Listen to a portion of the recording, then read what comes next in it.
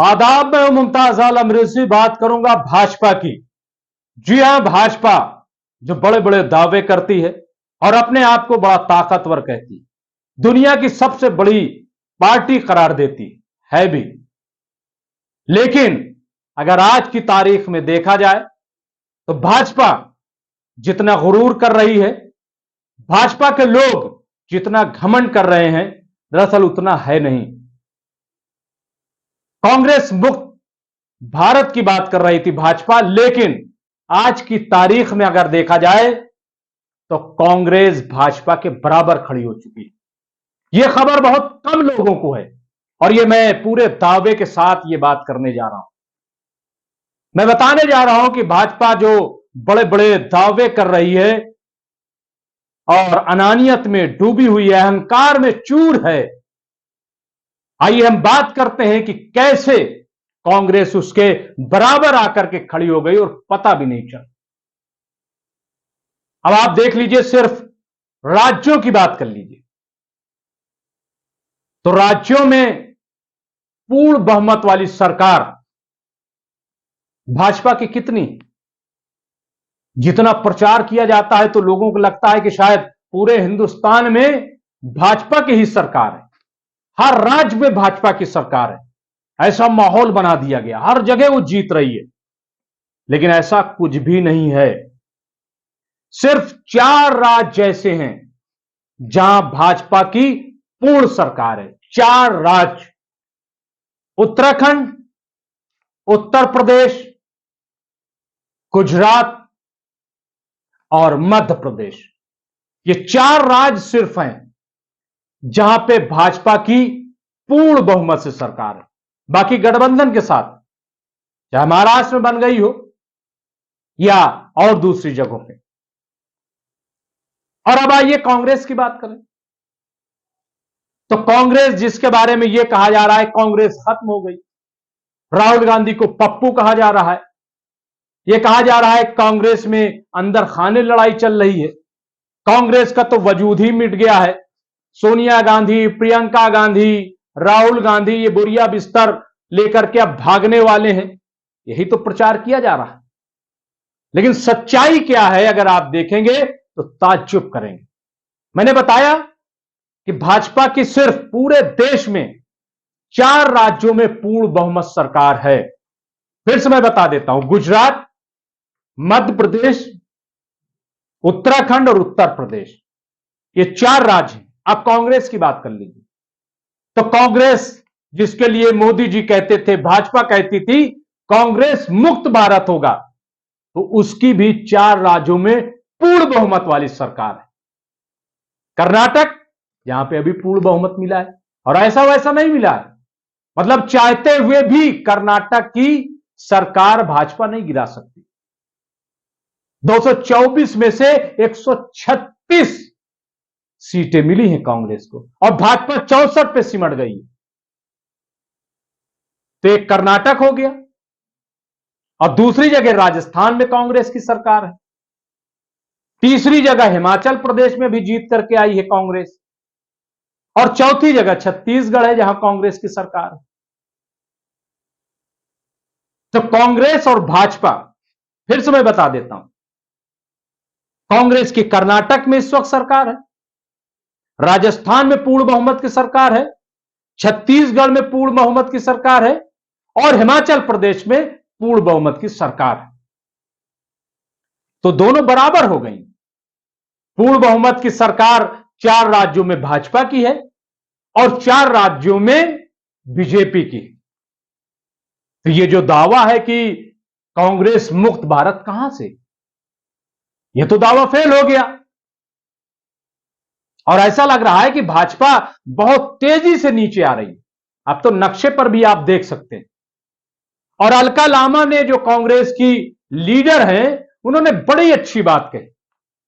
उन्होंने कहा कि अगर मध्य प्रदेश में राजा ने गद्दारी न की होती तो आज पूर्ण बहुमत वाली कांग्रेस की 5 राज्यों में सरकार होती और भाजपा की 3 राज्य में, और इस तरह कांग्रेस आगे निकल गई है। तो ये आप देखिए, फिर भी घमंड है गुरूर है, तकब्बुर है। पहलवान कुछ भी कहते रहे, नहीं सुनेंगे। जब चाहेंगे नोट बंद कर देंगे, जब चाहेंगे जीएसटी लागू कर देंगे, अपनी मनमर्जी करेंगे, मन की बात करेंगे, लेकिन मन की बात सुनेंगे नहीं। तो आप देखिए कि क्या हो रहा है। और एक बात और, संसद में, लोकसभा में तो अक्सरियत में है भाजपा, यानी पूर्ण बहुमत, लेकिन राज्यसभा में अब भी भाजपा पूर्ण बहुमत में नहीं है, नहीं है पूर्ण बहुमत में। अगर एनडीए का साथ न हो, यानी और पार्टियों का साथ न हो, तो पूर्ण बहुमत में भाजपा आज भी नहीं है। और आने वाले दिनों में भी अब पूर्ण बहुमत में भाजपा नहीं पहुंच पाएगी। उसकी वजह मैं बताऊं। उसकी वजह यह है कि राज्यों से ही चुनकर राज्यसभा सदस्य बनते हैं, और अब तो राज हार रही है बीजेपी। अगर आप कर्नाटक की बात करें तो कर्नाटक से अब जाहिर है कि भाजपा के तो जाएंगे नहीं, ज्यादा कांग्रेस के ज्यादा चुनकर जाएंगे। अब इसी तरीके से हिमाचल प्रदेश को ले लीजिए, हिमाचल प्रदेश से कांग्रेस के जाएंगे। दिल्ली में आप जानते हैं आम आदमी पार्टी का जाएगा, और बिहार में जो जेडीयू और कांग्रेस और आरजेडी है, तो जाहिर है कि वहां उसका जाएगा। तो इस तरह देखा जाए, और यही वजह है कि अभी जब दिल्ली के मामले में सरकार एक ऑर्डिनेंस लाई, ट्रांसफर पोस्टिंग का मामला था, सुप्रीम कोर्ट ने हुक्म सुनाया कि यह तो अधिकार सरकार का है, लेकिन फौरन केंद्र सरकार एक ऑर्डिनेंस लाती है कि नहीं, यह सरकार एलजी का है, यह अधिकार एलजी का है, एलजी ही जिसको चाहेगा ट्रांसफर करेगा, जिसको चाहेगा उसकी पोस्टिंग करेगा। तब ऑर्डिनेंस आया है, जाहिर है कि ऑर्डिनेंस आ गया, लेकिन ऑर्डिनेंस की मुद्दत 6 महीने होती है। इसको बिल की सूरत में पार्लियामेंट में पेश करना होता है। तो ऐसे में अब केजरीवाल बात कर रहे हैं तमाम पार्टियों से। वो इसीलिए बात कर रहे हैं क्योंकि उनको मालूम है केजरीवाल को कि अगर विपक्ष एक साथ आ जाए तो अब भी विपक्ष में इतनी ताकत है कि वो ऑर्डिनेंस जो बिल की सूरत में आएगा, लोकसभा से भले ही पास हो जाए, राज्यसभा से पास नहीं हो पाएगा। अब आप सोच रहे होंगे कि अगर ऐसा था तो बड़े बड़े कानून क्यों पास हो गए। तो असदुद्दीन ओवैसी वही तो सवाल उठा देते हैं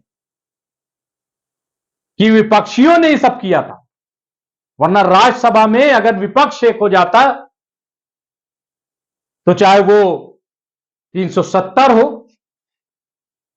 या यूएपीए हो या और जो कानून है, वो कभी पास ना होते, लेकिन किसी ने वॉकआउट कर दिया तो कोई बैठा रह गया। और इस तरह भाजपा सरकार जो है, मोदी सरकार अपनी मनमानी करती रही। तो बहरहाल इस वक्त जो कहने की बात है वो ये कि भाजपा का जो अहंकार है वो अब बहुत देर तक चलने वाला नहीं है। अब उसकी हवा निकल रही है। और ये मैं नहीं कह रहा हूं, भाजपा के ही एक बड़े लीडर सुब्रमण्यम स्वामी ने कहा है कि आने वाले चुनाव में जो 4 राज्यों में चुनाव होने जा रहे हैं, वहां भाजपा नहीं जीत रही है, वहां कांग्रेस की जीत होगी। अब वो 4 राज्य कौन से हैं? मध्य प्रदेश, राजस्थान, छत्तीसगढ़ और तेलंगाना, और जम्मू कश्मीर में भी शायद चुनाव हो जाए।